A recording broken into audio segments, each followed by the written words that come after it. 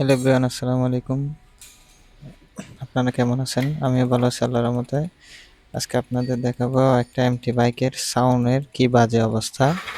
দেখেন, স্টার্ট দিচ্ছি, সাউন্ডটা কেমন দেখেন, কি বাজে অবস্থা, কিরকম সাউন্ড খারাপ।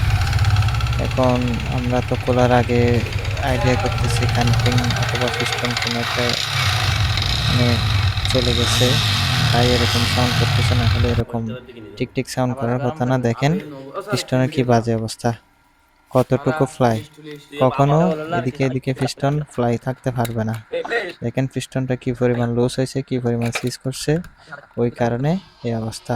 আল্লাহর রহমতে কানেক্টিং এর কোনো ক্ষতি হয় নাই, মাশাআল্লাহ কানেক্টিং ঠিক আছে। আমরা পিস্টন লাগাই দিলাম, এরপরে ফিটিং করার পর কি অবস্থা, কি সাউন্ড আসছে দেখেন,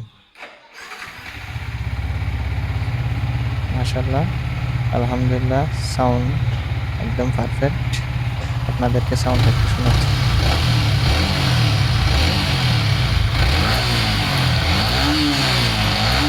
একদম স্মুথ সাউন্ড এখন।